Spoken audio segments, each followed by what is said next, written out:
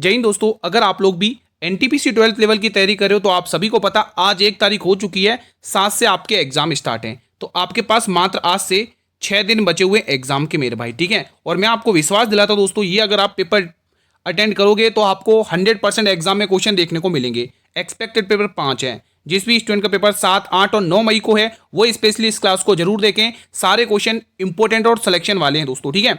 तो इस क्लास को देखें लास्ट तक। और आपका सिटी इंटीमेशन स्लिप आ चुका होगा दोस्तों, ठीक है। आप मुझे कमेंट करके ये बता दें कि आपका एग्जाम किस डेट में आया दोस्तों और कहां पर आया है, ठीक है। सल्तनत काल में दीवान ए अमीर कोही विभाग की स्थापना किस शासक ने की थी? चलिए बताइए, इंपॉर्टेंट क्वेश्चन है ये। और हाँ दोस्तों, एक और इंपॉर्टेंट बात, जो आपका एडमिट कार्ड रहेगा ना वो दोस्तों एग्जाम के 4 दिन पहले आएगा। 3 से 4 दिन पहले आ जाएगा एडमिट कार्ड, आप डाउनलोड कर सकते हो। तो यहां पर जवाब आएगा Muhammad bin Tughlaq. Option number B will be the right answer. अगला क्वेश्चन, बुलंद दरवाजा अकबर ने किस विजय की स्मृति में बनाया था दोस्तों? चलिए एक बार फिर से मैं आपको टारगेट और चैलेंज दे रहा हूं। अगर आप 60 में से 50 क्वेश्चन कर लोगे तो आपका सिलेक्शन पक्का है दोस्तों, ठीक है। उसी लेवल के हिसाब से मैंने पेपर बनाया। पूरा पेपर ऐसा ही आएगा एग्जाम में। इसी पेपर से एग्जाम में क्वेश्चन देखने को मिलेंगे, तो वीडियो में लास्ट तक बने रहें, एक भी क्वेश्चन मिस मत करना।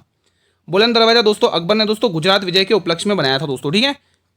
अगला क्वेश्चन देखेंगे, किस अधिनियम द्वारा भारत में द्वैत शासन की शुरुआत हुई थी? गलती मत करना, भारत में द्वैत शासन की पूछ रहा है। चलिए आप मुझे बंगाल में बताइए, बंगाल में द्वैत शासन की शुरुआत किस अधिनियम के तहत हुई थी? फिलहाल आप लोग यहाँ पे दोस्तों 1919 का अधिनियम आप लोग टिक कर लेंगे, ठीक है। बढ़े अगले प्रश्न की तरफ। अगला क्वेश्चन देखेंगे, क्वेश्चन नंबर 4। राज्यसभा का सदस्य बनने के लिए न्यूनतम आयु कितनी होनी चाहिए? देखो राज्यसभा का उल्लेख दोस्तों किस अनुच्छेद में है? अनुच्छेद का नाम बताइए दोस्तों, कौन से अनुच्छेद में इनका जिक्र किया गया है? कौन कौन स्टूडेंट मुझे कमेंट बॉक्स में बताएगा दोस्तों। बड़ा ही इजी क्वेश्चन पूछा है, मैं पूरी उम्मीद करूंगा कि आप लोग इसका आंसर कमेंट बॉक्स में दे पाएंगे। तो इसके लिए हमें 30 वर्ष की आयु होनी चाहिए मिनिमम दोस्तों, ठीक है। अगला क्वेश्चन, धन विधेयक केवल कहां पेश किया जा सकता है मेरे भाई? बताइए दोस्तों, ये जो मनी बिल है दोस्तों, इसका अनुच्छेद आपको ध्यान में रखना है। एग्जामिनर पूछेगा तो आपको 110 अनुच्छेद आपको ध्यान में रखना है। बताएंगे आप लोग इसका आंसर? तो जवाब आएगा दोनों सदनों की संयुक्त बैठक, ठीक है। तो रुको, धन विधेयक केवल कहाँ पेश किया जा सकता है? राज्यसभा में। रुको, इसका कुछ मिस्टेक लग रहा है। रुको, यहाँ पे केवल लोकसभा में पेश किया जा सकता है दोस्तों। यहाँ पे बी ऑप्शन आपको टिक कर लेना है, ठीक है। अगला क्वेश्चन देखेंगे, क्वेश्चन नंबर 6 बताइए, भारतीय सुधार समिति की स्थापना 1870 में किसने की थी? बहुत ही इंपॉर्टेंट क्वेश्चन है। चलिए मुझे कमेंट बॉक्स में ये बताइए कि आर्य समाज की स्थापना की थी, किसने की थी? मेरे भाई ये बहुत ईजी क्वेश्चन पूछा है मैंने, आप लोग बता लोगे मैं पूरी उम्मीद करूंगा। और ब्रह्म समाज की स्थापना किसने की थी मेरे भाई? ये 2 क्वेश्चन के आंसर आप लोग मुझे कमेंट बॉक्स के माध्यम से रेस्पॉन्स करेंगे। आप सभी से रिक्वेस्ट है आंसर जरूर दीजिएगा मेरे भाई। अगर आप सही में वाकई में सिलेक्शन लेना चाहते हो तो इन क्वेश्चन के आंसर जरूर दीजिएगा, ठीक है। तो यहाँ पे आपको कौन सा ऑप्शन टिक करना है मेरे भाई? तो यहाँ पे आपको दोस्तों यहाँ पे केशव चंद्र सेन टिक करना है मेरे भाई, ठीक है। ऑप्शन नंबर सी को टिक कर लेना है। अगला क्वेश्चन देखेंगे आप लोग, क्वेश्चन नंबर 7। किस हड़प्पयाई स्थल से हल के निशान के साथ साथ एक साथ खेत में 2 फसलों के उगाने के साक्ष्य मिले? मतलब कि जुते हुए खेत के साक्ष्य कहां से मिले, वही इसका आंसर होने वाला है। बिल्कुल, कालीबंगा सभ्यता। राजस्थान के हनुमानगढ़ में गग्गर नदी के पास अमरनाथ घोष ने इसकी खोज की थी 1952 में, ठीक है। तो ये सारे फैक्ट याद कर लेना। राष्ट्रीय आपातकाल के दौरान अनुच्छेद 19 का स्वतः निलंबन केवल तब होता है जब आपातकाल की घोषणा किस आधार पर की गई हो? सशस्त्र विद्रोह के आधार पर? बिल्कुल भी नहीं। युद्ध एवं बाहरी आक्रमण? ये बिल्कुल परफेक्ट है, ठीक है। तो ये 3 ऑप्शन कैंसिल हो जाएंगे, बी ऑप्शन बिल्कुल परफेक्ट आंसर हो जाएगा। अगला क्वेश्चन देख लेते हैं अपन, भारत के किस राज्य में नल्ला मल्ला पहाड़ियां और पालकोंडा की पहाड़ियां स्थित है मेरे भाई? चलिए बताइए। और मुझे कमेंट करके कोई बता सकता है क्या? मुझे कमेंट करके कोई बता सकता है शेवाराय की पहाड़ियां कहां पर है? शेवाराय की पहाड़ियां कहां देखने को मिलती, भारत के किस स्टेट में देखने को मिलती हैं? तो प्लीज मुझे इसका आंसर कमेंट बॉक्स के माध्यम से रेस्पॉन्स करें। तो यहां पर आप लोग आंध्र प्रदेश टिक कर लेंगे, ऑप्शन नंबर बी। मैं पूरी उम्मीद करूंगा कि आपको अच्छे से क्लियर हो रहा है दोस्तों। संविधान के किस संशोधन द्वारा सहकारी समितियों को संविधान का दर्जा दिया गया? दोस्तों कोऑपरेटिव सोसाइटी से रिलेटेड क्वेश्चन है एग्जाम के पॉइंट ऑफ व्यू से, बहुत इंपॉर्टेंट है, ठीक है। तो यहां पर आप लोग 97वां संविधान संशोधन ध्यान रखेंगे, ऑप्शन नंबर बी। अगला क्वेश्चन देखो, अगर आप डेली चाहते हैं क्लास इसी प्रकार से आए तो आप सभी से रिक्वेस्ट है, और हाँ पीडीएफ चाहते हैं तो एक बार जल्दी से चैनल को सब्सक्राइब कर लो, बेल नोटिफिकेशन बेल को प्रेस कर लो ताकि आने वाले हर एक नई वीडियो का नोटिफिकेशन मिलता रहे। वेल्लोर विद्रोह किस वर्ष में हुआ था? चलिए बताइए। तो गुरुजी ये जो वेल्लोर विद्रोह है ये 1806 में हुआ था मेरे भाई, ठीक है। देखो 60 क्वेश्चन है और थोड़ा एनर्जी के साथ हम रिवीजन करेंगे फुल, ठीक है। पोलीगर विद्रोह भारत के किस राज्य में हुआ था? चलिए बताइए। ये जो पोलीगर विद्रोह है ये भारत के किस राज्य में हुआ था? तो ये गुरुजी तमिलनाडु राज्य में हुआ था। अगला प्रश्न देखेंगे मेरे भाई, गुप्त काल के दौरान किस विद्वान ने पंच सिद्धांतिका और वृहद वृहत संहिता की रचना की थी मेरे भाई? चलिए बताइए, बहुत इंपॉर्टेंट क्वेश्चन आपके स्क्रीन पर आ चुका है। चलिए मुझे आप बताइए, हर्षचरित का निर्माण किसने, हर्षचरित किसने लिखी थी दोस्तों? हर्षचरित, हर्षचरित के लेखक कौन है? कोई बता सकता है मुझे कमेंट में? कोई ऐसा है स्टूडेंट जो मुझे कमेंट बॉक्स में बता सकता है कि हर्षचरित के लेखक कौन है? तो जवाब के रूप में यहाँ पे प्रश्न का आंसर आएगा मेरे भाई क्या नाम है, हाँ, वराह मिहिर। क्या टिक करोगे? वराह मिहिर आपको टिक कर लेना, ऑप्शन नंबर बी। अगला प्रश्न, ऋग्वेद के किस मंडल में दशराज युद्ध का उल्लेख है? दशराज का मतलब क्या होता है? 10 राजाओं का युद्ध। तो ये आपको देखने को मिलेगा ऋग्वेद के 7वें मंडल में मेरे भाई। किसमें? ऋग्वेद के 7वें मंडल में इसका उल्लेख दिया हुआ है। ठीक है। क्वेश्चन नंबर 15, मानव आंख में रेटिना पर बनने वाला प्रतिबिंब कैसा होता है? 3 स्टार लगा लो भाई, बहुत इंपॉर्टेंट क्वेश्चन है। तो हमेशा ध्यान रखना दोस्तों, उल्टा और वास्तविक देखने को मिलेगा। ऑप्शन नंबर बी को टिक करना आप लोगों को। अगला क्वेश्चन आपके स्क्रीन पर आने जा रहा है। क्वेश्चन नंबर 16, क्वाशियोरकोर रोग शरीर में किसकी कमी के कारण होता है मेरे भाई? बताइए। चलिए बताएंगे इसका आंसर। तो मेरे भाई प्रोटीन की कमी की वजह से क्वाशियोरकोर रोग होता है। अगला प्रश्न, भारतीय संविधान की किस अनुसूची के तहत राज्यों और केंद्र शासित प्रदेशों की सूची दी गई है मेरे भाई? चलिए बताइए। पहली अनुसूची बिल्कुल ठीक है, और आप मुझे कमेंट करके ये बताइए दोस्तों कि वो कौन सी अनुसूची है संविधान की जिसमें भाषाओं का उल्लेख है। भाषाओं के उल्लेख से रिलेटेड कौन सी अनुसूची है? कोई है स्टूडेंट जो कमेंट बॉक्स में बता सकता है? फिलहाल ये आपके सामने एक और बेहतरीन क्वेश्चन आया है। MS वर्ड में Ctrl+K शॉर्टकट कुंजी का उपयोग करके क्या मतलब किसके लिए किया जाता है? बहुत ही इंपॉर्टेंट क्वेश्चन है मेरे भाई, बताइए। कोई बता सकता है इसका आंसर? बिल्कुल बता सकते गुरु, हाइपरलिंक इंसर्ट करने के लिए दोस्तों। ठीक है, Ctrl+K का यूज करते हैं। अगला क्वेश्चन, नामदफा राष्ट्रीय उद्यान भारत के किस राज्य में स्थित है? नामदफा राष्ट्रीय उद्यान गुरुजी भारत के अरुणाचल प्रदेश राज्य में स्थित है। कहां पर है? अरुणाचल प्रदेश राज्य में यह स्थित है।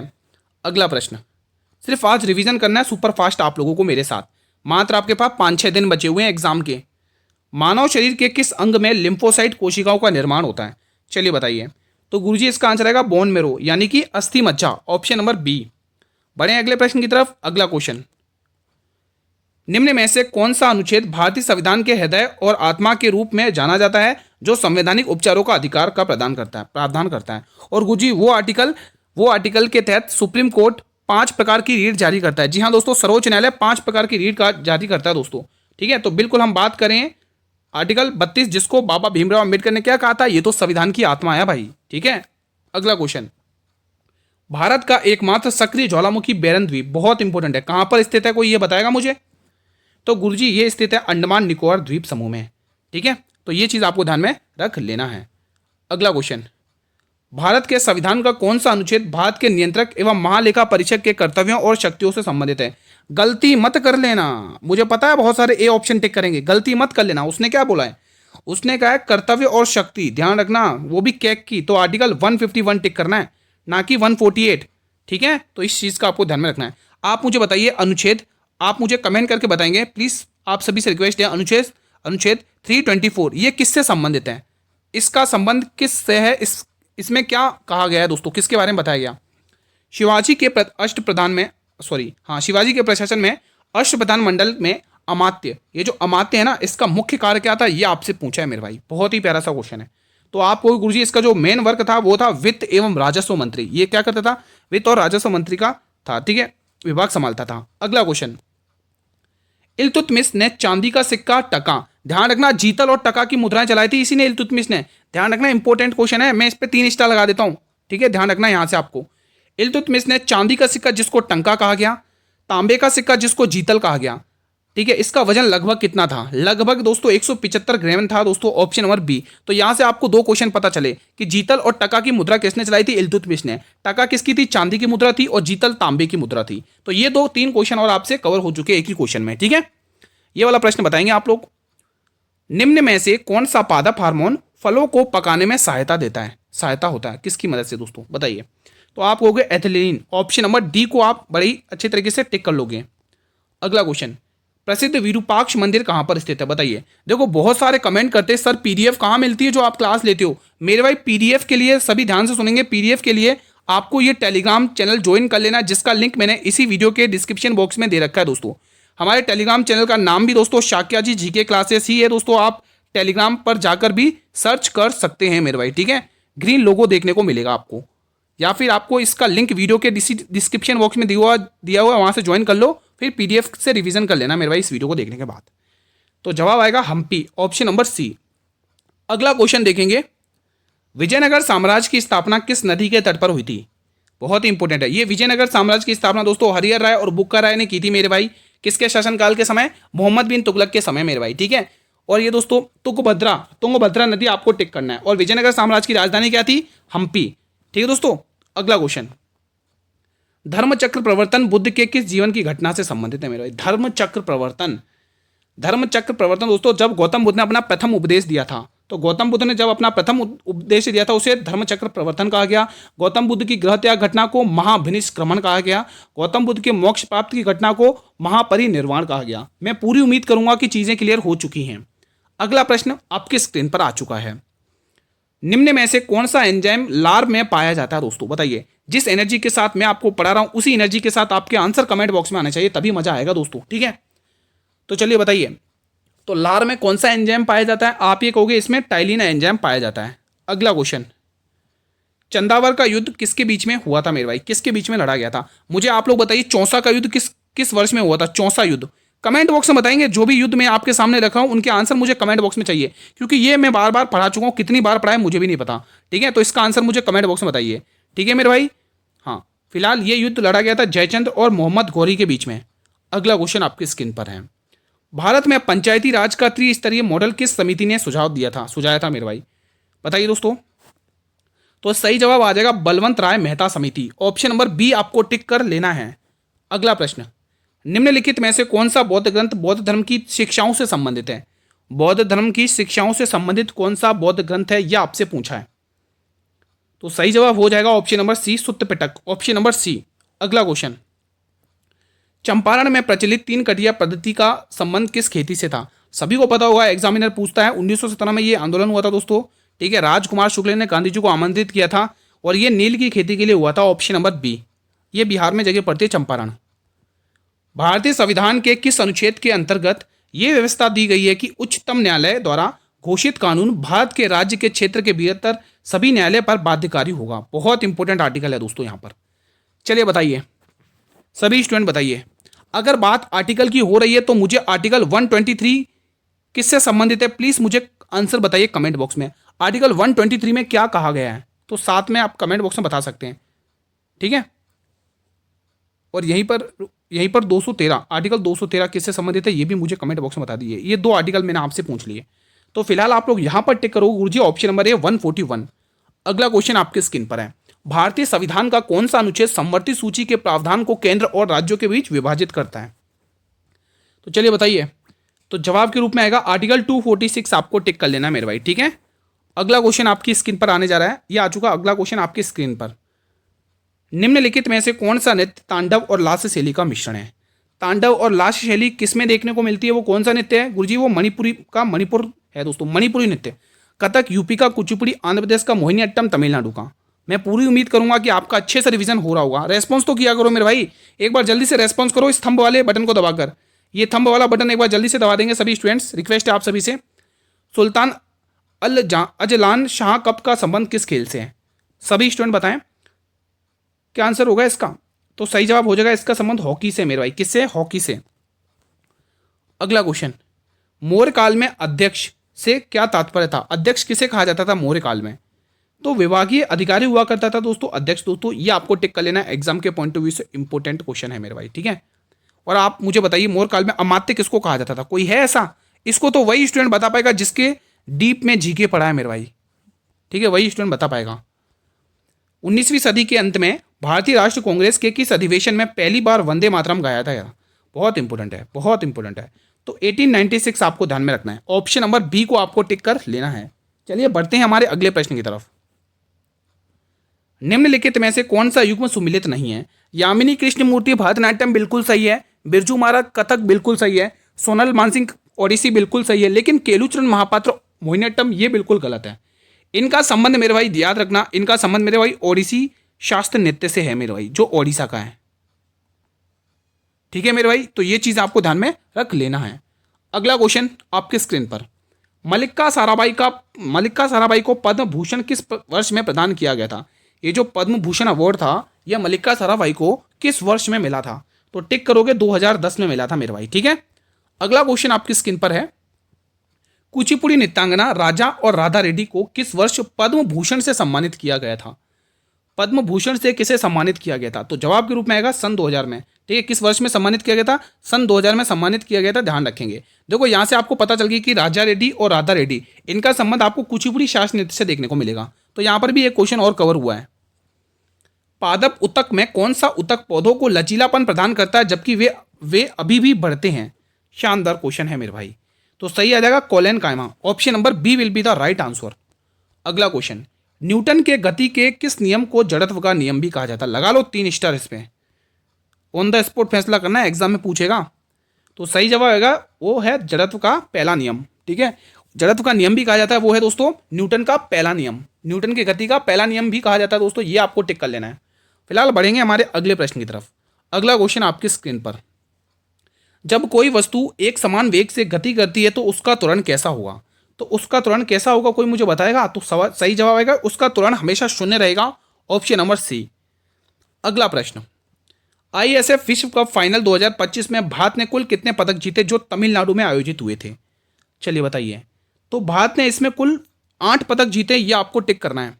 ठीक है, आगे बढ़े। ये लो अगला क्वेश्चन, नवंबर 2025 में कौन सी खिलाड़ी भारत की 27वीं महिला ग्रैंड मास्टर बनी है? दोस्तों महिला ग्रैंड मास्टर बनी है मेरे भाई। कौन बनी है मेरे भाई? सभी स्टूडेंट को कमेंट बॉक्स में बताना है। तो ईशा शर्मा आपको टिक करना है। ठीक है मेरे भाई, ऑप्शन नंबर बी। अगला क्वेश्चन, भारत ने किस देश के साथ छठा संयुक्त सैन्य अभ्यास विनबैक्स 2025 जो कि हनोई में आयोजित किया है? सभी स्टूडेंट बताएंगे। सही जवाब वियतनाम आ जाएगा, ऑप्शन नंबर ए। अगला क्वेश्चन, निम्न में से कौन सी नदी दक्षिण भारत की सबसे ऊंची चोटी अनाईमुड़ी के पास से निकलती है? बहुत ही इंपॉर्टेंट क्वेश्चन है, बहुत ही इंपॉर्टेंट क्वेश्चन है। तो सही जवाब आएगा पेरियार नदी, ऑप्शन नंबर बी आपको टिक करना है। पेरियार नदी दोस्तों केरल में है, ध्यान रखेंगे। ठीक है, अगला क्वेश्चन, लूनी नदी का प्रवाह क्षेत्र कौन सा है? दोस्तों ये जो आपको एग्जामिनर पूछेगा दोस्तों कि लूनी नदी कहां से निकलती है, तो ध्यान रखना अरावली की पहाड़ियों से निकलती है। अरावली की पहाड़ियों में नाग पहाड़ से निकलती है। ठीक है, अरावली पहाड़ी और अरावली पहाड़ियों की सबसे ऊंची चोटी कौन सी मेरे भाई? गुरु शिखर है, 1722 मीटर चौड़ी ऊंची है दोस्तों। ठीक है, तो ये दोस्तों थार के रेगिस्तान में भी दोस्तों विलुप्त हो जाती नदी दोस्तों, ये आपको ध्यान में रखना है। अगला क्वेश्चन देखेंगे आपकी स्क्रीन पर है, दक्षिण पश्चिम मानसून की अरब सागर शाखा सबसे पहले भारत के किस राज्य से टकराती है? और यह क्वेश्चन भी आपको एग्जाम में टकराते हुए देखने को मिलेगा, आपसे टक्कर लेगा ये क्वेश्चन। बताइए आंसर। जवाब के रूप में आएगा तमिलनाडु, ऑप्शन नंबर डी। अगला प्रश्न, भारतीय संविधान के किस संशोधन द्वारा लोकसभा और विधानसभाओं में महिलाओं को 33% आरक्षण प्रदान किया गया? 3 स्टार लगा लो, एग्जाम में टकराएगा ये क्वेश्चन आपसे। ठीक है, इसका आंसर बताइए। तो 104वां संविधान संशोधन आपको टिक कर लेना है। अगला क्वेश्चन भी देख लेते हैं, किस संवैधानिक संशोधन अधिनियम द्वारा सिक्किम को भारतीय राज्य का दर्जा दिया गया? चलिए बताइए। अब मुझे बताइए, आप लोग से एक क्वेश्चन पूछूंगा, मैं आपसे जरूर पूछूंगा, सिंधी भाषा को किस संविधान संशोधन के तहत 15वीं भाषा का दर्जा दिया गया? सिंधी भाषा किस संशोधन के तहत इसको 15वीं भाषा का दर्जा दिया गया? कोई मुझे बताएगा कमेंट बॉक्स में? ऐसा कोई स्टूडेंट्स है जो मुझे कमेंट बॉक्स में बता सके ये जो सिंधी भाषा थी दोस्तों, इसको 15वीं भाषा का दर्जा किस संविधान संशोधन के तहत ऐड किया गया? बताइए दोस्तों, कौन सा स्टूडेंट है जो मुझे बता सकता है? फिलहाल आपको यहाँ पे 36वां संविधान संशोधन अधिनियम 1975 आप टिक कर लोगे। ठीक है, मुझे पूरी उम्मीद है कि आप लोगों का अच्छे से रिवीजन हो रहा होगा। किस संवैधानिक संशोधन द्वारा बोडो, डोंगरी, मैथिली और संताली भाषाओं को 8वीं अनुसूची में शामिल किया गया?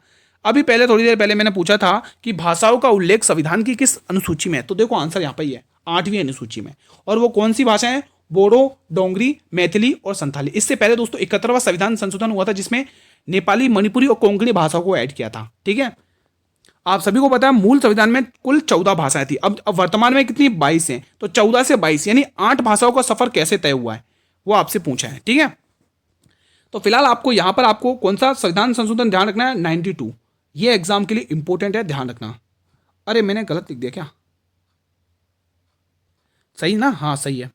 अगला क्वेश्चन देखेंगे, क्वेश्चन नंबर 56, निम्नलिखित में से कौन सा बौद्ध ग्रंथ भिक्षुओं के नियमों से संबंधित है? भिक्षुओं के नियमों से संबंधित कौन सा बौद्ध ग्रंथ है? शानदार क्वेश्चन है, कोई मुझे कमेंट करके बताएगा, क्योंकि ये क्वेश्चन मैं बहुत बार पढ़ा चुका हूं।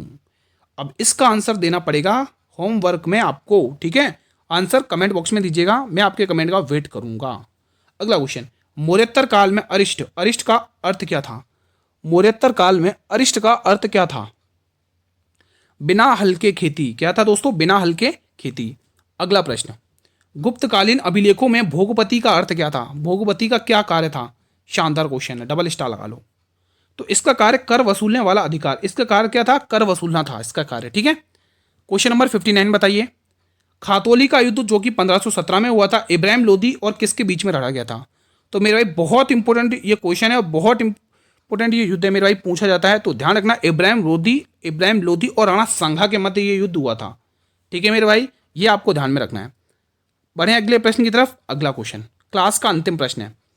अकबरनामा के अनुसार पानीपत के द्वितीय युद्ध के समय मुगल सेना का नेतृत्व किसने किया था? एक बार जल्दी से पानीपत के तीनों युद्ध कमेंट बॉक्स में लिखकर बताएं, सभी स्टूडेंट से रिक्वेस्ट है। तो यहां पर आपको बैरम खान टिक कर लेना, option number B.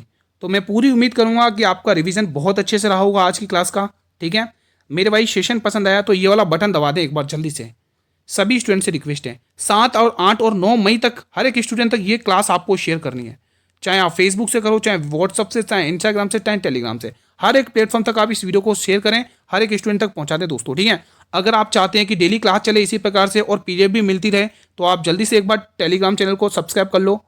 Sorry Telegram क्या, इस यूट्यूब चैनल, यही हमारे यूट्यूब चैनल को सब्सक्राइब कर लो, बेल नोटिफिकेशन को प्रेस कर लो, ताकि हर एक नई वीडियो का नोटिफिकेशन मिलता रहे। पीडीएफ की जुगाड़ मैंने बता दिया आपको, पीडीएफ आपको टेलीग्राम चैनल पर मिल जाएगी, जिसका लिंक मैंने इसी वीडियो के डिस्क्रिप्शन बॉक्स में दिया हुआ है। मिलेंगे दोस्तों कल एक और एक्सपेक्टेड पेपर के साथ, तब तक जय हिंद जय भारत।